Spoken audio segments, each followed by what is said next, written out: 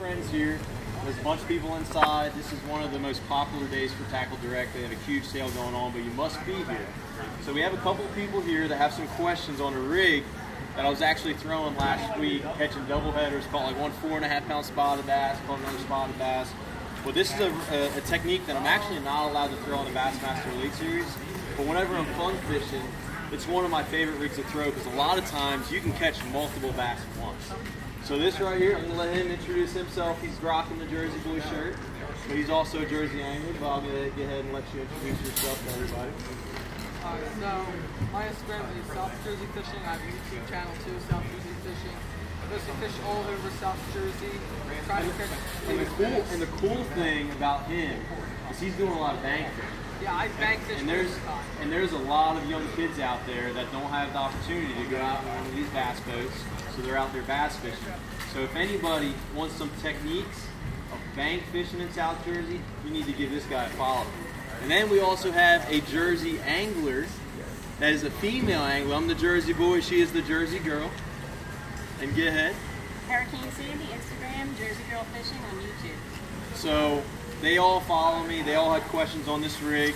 I'm going to get ahead. I'm going to go over it. Now, if anybody has any questions, make sure you ask. So right here, this is a technique. It's actually where you're utilizing 2 baits and 2 hooks.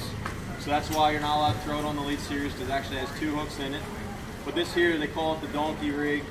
Don't ask me where that name came from. But it's pretty tricky, so you're going to have to get in a little closer. But what this imitates is a school of bait fish. So you have 2 little baits here, and whenever, I don't know, a lot of people have probably thrown a fluke style bait. I'm going to get ahead and tell you, this right here is the brand new flat nose jerk shad by Berkeley Max Scent. So it's got the scent incorporated in the bait. It's a fantastic bait for this presentation. But it just resembles like basically just shad, trying to flick around. A lot of people are throwing a single fluke, working that on the surface. Well, now you're utilizing 2 baits, but you're going to see how I rig it's very important. So for starters, I mean, you can throw it on one of your favorite all-purpose rods. This here is a 7-foot medium action. I like to use fluorocarbon because it helps to keep the bait down a little bit further because fluorocarbon will sink. But this is where it's going to start getting really tricky.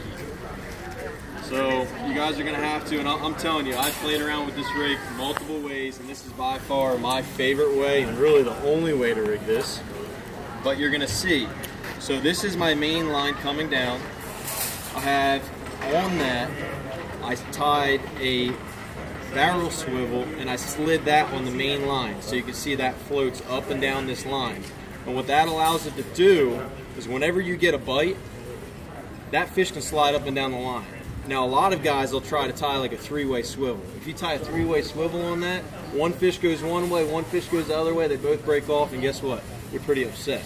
So that's why tying a swivel like that goes up and down the line, it allows you to, a lot of times, be able to catch both of them fish. So you're going to see I have the swivel on there. Another really important feature to that is that's a bobber stop. And a bobber stop, what that allows you to do, if this fish pulls down on this bait, and it goes down onto that knot, if you don't have that bobber stop on there, that will actually fray it or break that knot. So there, it's protecting it. And then you'll see after that I have another barrel swivel, and basically the fluorocarbon leader, you want to vary the lengths a little bit. It doesn't matter per se which one you make longer than the other, but you want to make sure they're a little bit different. So this way that when they're dancing, they're not tangling with each other. And a lot of times, if you're using like a 15-pound main line, just like maybe Carolina rigging, you can actually downsize the leader. But for me, I generally throw like a 12-pound to a 10 to 12 pound. I keep it pretty consistent. But this here's the bait. You know, a lot of people, they'll actually throw like an EWG style hook. For me, if I'm fishing this technique in open water, I like to have an exposed hook. Because a lot of times you'll have a fish to come up, and he'll come up and grab it. And this presentation is very similar to how you work a jerkbait. How do you work a jerkbait? Come on. Yep, just ripping the jerkbait down, similar to maybe like a walking topwater bait. So if you're doing that, and if one grabs it on an EWG style hook, you won't get that hook penetration. So that open hook definitely allows you to be able to hook more fish. And that's really the technique in a nutshell. I know it may be a little confusing. Do you have any questions? Can you hook it up to braid, I'm a braid girl. Okay, yeah, so that was a very good question. So the question was, can you hook it up to braid? You can use braid on pretty much anything, okay? And I understand why you're a braid girl, because the sensitivity is part of enough, right? And there's no stretch. Good thing about braid line is you can throw it on a rod or a reel, and it can be good for a whole season. So you can definitely use braid, but the one thing that I would recommend is using a leader, and more so use fluorocarbon. You can use mono, but me, I mean, I really like to use fluorocarbon. That's a good question. Do we have any questions on there? Anybody? I'm not seeing any. What about you? Do you have any questions? I got two. All right, we got 2 questions. Why would you throw medium, actually? Okay, so now this kind of goes back to how I have this laid out, right? So because I have exposed hooks, I don't need a real stout rod to drive that hook. Now, if I was using an EWG style, or maybe even if I was using this rod and braid, you know, you can still throw the EWG hook.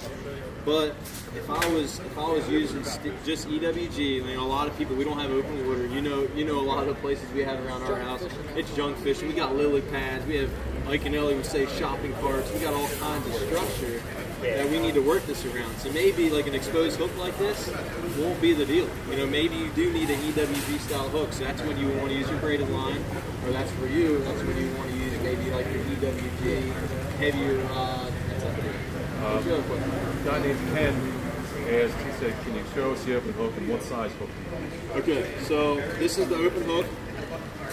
That right there, you see how it sits in that bait perfectly. I mean, you can see it sits probably about halfway through the bait.